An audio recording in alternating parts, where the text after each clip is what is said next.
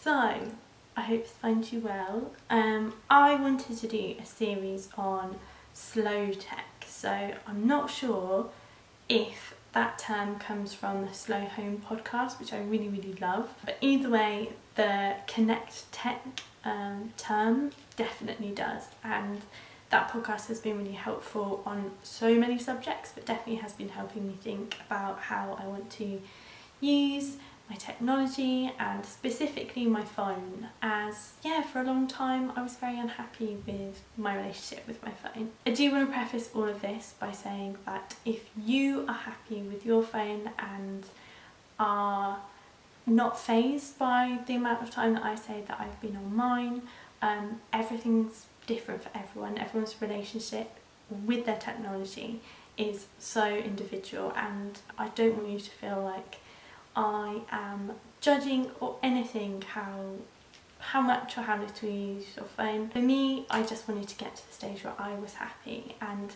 happy looks different for everyone. So I thought I would give you a tour of my phone today. Mainly I wanted to show you my organisation, couple of tips, and then I want to have a more specific tips video for you as well in the future. If that sounds like your cup of tea, we shall commence. I have an iPhone XS. Just in case you were curious, that's what I have. I think some of these tips will be useful whatever phone that you have. Okay, so you can see on my phone a picture of my nephew, who I don't put anywhere else, so but I didn't want to change this photo. But this is my main home page. You will see that I've got 4 pages. Actually going to start on the last page. So this is my Sometime app, which I have called as such to try and train my brain that instead of this being a fun app, which is what it was called initially, this is one that I have made obviously somewhat hard to find, but also just a little suggestion that hey, you don't want to be on this app or these apps all of the time. Specifically Instagram I wanted to hide out of the way because that was definitely somewhere that I was spending a huge chunk of my time. Then we have chat, which as you can see is the third of my little panes.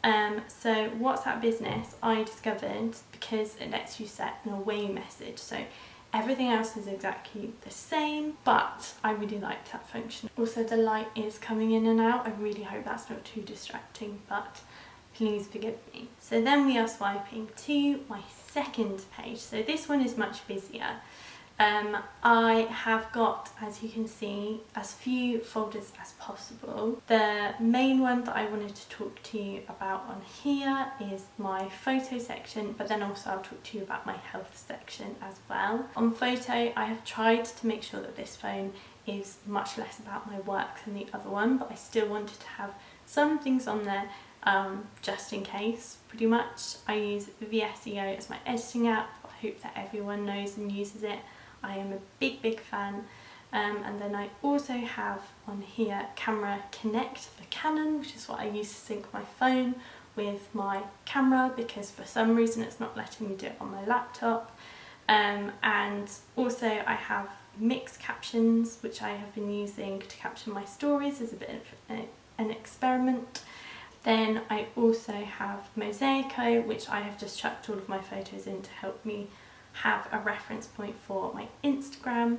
It's not potentially the best option for doing so. There are other options out there, but this is just the one that I am using. Then in my health app, I have, one of the things I wanted to show you was actually CoStar, which I've got quite a few of my friends on.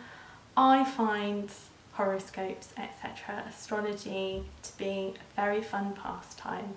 I know it's not for everyone, and I'm not sure how rigorously this has been researched, but sometimes seeing something written down can be really helpful, but also it's just really enjoyable, and you get to see your friends where they are in their charts, who's similar to you, like day by day, or read like each other's like moon signs, Venus, all of that jazz. It's really fun, and yeah, my best friend Elle got me into all of astrology and I really enjoy it. So if that sounds like your kind of thing, even if it's not you might just find this fun anyways. Also, I wanted to talk to you about Strava. You might be on Strava already. I am finding Strava amazing because of it having our co-working team club, which is great, fun, funky and fresh. Yeah, it helps us to track our runs or exercise. You can log, I think, even swims, cycles, sorry about the line, all of that jazz, really easily. So big fan, and yeah, you get kudos, it's really nice. So in our group chat that we have for our co-working space, I will message and say, hi everyone, you want to go for a run, but I need some like encouragement, and that's been really helping. So big fan of that also. There is also the COVID symptoms tracker, which is, I believe, just for the UK / I know it's just for the UK. This one's really important if you don't have it already. You literally just check in every day to let them know if you are healthy. Has anything happened? Sometimes, like today, there are additional questions, so I'll be looking at them when I am not doing a phone tour. It's really helpful and it's really important. I also have Echo, which is my app that I use for my medication. Really easy if you have repeating prescriptions to kind of set up and run. I think there are some things you might have to qualify for, but definitely look it up just in case you do qualify. Everything gets posted to you really easily. They check in with your GP, gets confirmed, and then they post you your medication, which has been a godsend anyway. For reference, I am on lamotrigine for my epilepsy, and then I have been taking my olanzapine again. So olanzapine is my psychosis med of choice. Love how I've put it like that. So I've been taking that again, and it just makes life so much easier. So hopefully, fingers crossed, if you are on repeat medication, it may be able to help you as well.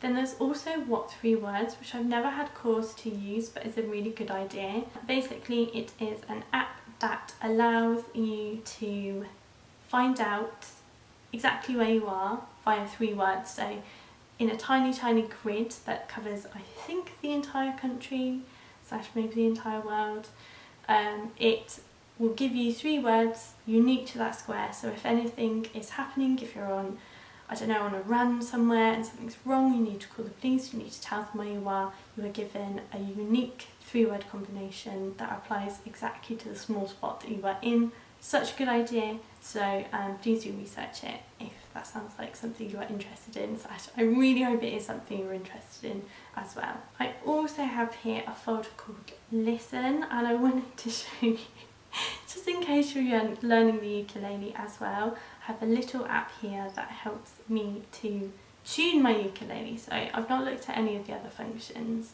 too much of a novice for that, but I am really enjoying it. And it does indeed have a tuner, which is so sensible, and as you play the strings of your ukulele, it will sync up and tell you if they are flat or if they are sharp. It's genius, it's really helpful, and yes, highly recommend. It's just logged my voice. I was going to sing to it. I don't want to do that to myself, but yeah, really helpful, also very entertaining to talk to apparently, so I didn't know that was true. Another fun app in my travel apps folder is Bean. So this lets you log all of the countries that you've been to in the world and gives you a percentage of how much of the world you have seen. Yeah, making me feel very nostalgic obviously at the moment. Also lets you log the states that you've been to. So I have been to a grand total of I think 7 of them. I've loved all of them. So yes, if you love the USA, then that's a cool function as well. But yeah, please let me know if you know your percentage. Like I say, have been to a few countries. Not the most well travelled, but also I've got to live abroad, so that's quite fun as well. So yes, if you're a travel lover, that one's for you. Also in my travel folder is Happy Cow. If you are veggie in any sense, or you have veggies within your life, it's a really good app telling you basically different criteria to help you narrow down what restaurants are near you, what shops are near you, what cafes are near you. That again is less helpful now, but will be in the future, I'm sure. But there are obviously going to be places that are open and doing deliveries, so absolutely worth taking a look at. I think it also lets you search for businesses that do deliveries, so I think I did a review for the amazing pastries that I had from Kitchen NN, or kitch.nn as they are on Instagram. Vegan croissant, pain au chocolat. Oh, who knows if my accent was actually useful there. Yeah, amazing, super tasty. So there are going to be things that help you, but yeah, like I say, really good for the future, and something that all of your veggie friends will appreciate you having knowledge about. Then we come to my homepage, and these are the apps that I use the most / want to use the most. So the ones that I'm going to talk to you about specifically are, first of all, Moment, which has been massive for my screen time usage. It used to give you a prompt every 15 minutes, it's less frequent now, but it does give you a reminder saying how much time you've spent on your phone today, as well as giving you a visual graph of how much you've spent on your phone for that week. So for example, it will show me today how many times I've picked up my phone, how long I've been on my phone. These little orangey dots, these are the times that I have just looked at my phone but not unlocked it, I'm pretty sure. That's it day by day, but then also you can have a look week to week. Oh, thank you. Little congratulations there for having hit my screen time goals. Mine was 3 hours 10 minutes, and as you will see as we go back, at one stage it was always very high. The reason why I like Moment is because, like I say, it does give you reminders versus the screen time function on the iPhone that's there already. It also doesn't include times when you are filming with your screen locked and you're having a FaceTime with your screen locked, which screen time does, and I don't mind having those things being part of the time that I use my phone, but I don't like them being logged necessarily. So it's really cool, it's really interesting. I love exploring it. I will no doubt end up having to play with it more once we get off this video. If you're wanting to be mindful, I think it's a must. Also on the screen is my meditation app of choice, which is Insight Timer. I have paid for the premium version, but it is free, and it means that I get to download things. There's a couple of other functions as well that are really great, but if you want to use the freebie version, there are guided meditations, so many. It's like the most used meditation app in the world. Really beautiful, really good quality. There's also a timer that you can have set up different presets. So for me, you can change the type of bell sound, whichever you want to go for. Set durations overall, really nicely customizable, and I wanted that on my home screen and not in a folder so that I could see it and have a little visual reminder, okay, have you meditated today? And yeah, just absolutely love it. I also have the app Forest, which I really hope you've heard of, just in case you haven't.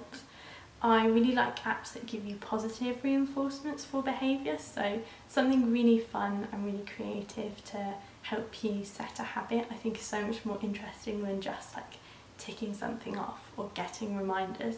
And Forest is the best example of that I found. It lets you plant trees. You can plant different types of trees that you can buy in the store once you've spent enough minutes, but to plant a tree you set the amount of time that you want to be off your phone. I'm going to do it as a demonstration and then cancel it. Sets you a timer, and then you can, again, just stopped. Sets a little timer, and you have to stay on that app, leave it open, and if you move away from it then you will kill the beautiful tree that you are growing. And you also have a little forest of your own that you can go and have a look at that shows all of the trees that you've planted. I think you get one every half hour, something like that, and admire the forest that you have been growing from spending time off your phone. There's also the chance to do group sessions. I've definitely done it one-on-one. I don't know if you can do it with more people, but I think that's such a nice idea and such a nice touch. So yeah, I highly recommend. It's one of the 3 apps that I want to always have open on my phone because it's just so mindful and it's just so lovely. My lock screen has my word of the year, and then it also has a prompt from the book that I've been reading to help me address my phone addiction, which I will talk to you about in another video. It's called How to Break Up With Your Phone, and it's very good so far. So that I have been using just as a reminder. I really like it. I've got a photo with the word. That is one that I took on the way to see my grandparents last year, and yeah, it was in November, part of my photo a day series. Very special to me, very big fan. So that's everything. That is my phone. There we go. Please let me know which apps are your favourites, and if you have any techniques or tips for helping you use your phone in a more present and a happier way. Like I say, I was using my phone for a minimum of 3 hours a day, and now it seems to average about half hours, quite normal. If I have calls and stuff and they get logged, and obviously it's a bit longer, but it hasn't been over 3 hours in a very good while, so that's really exciting for me, if nobody else. Yeah, hopefully you enjoyed this video. Like I say, I do want to do a little series on slow text, so keep your eyes out for when that arrives. Thank you for watching, take care, and I'll see you again very, very soon.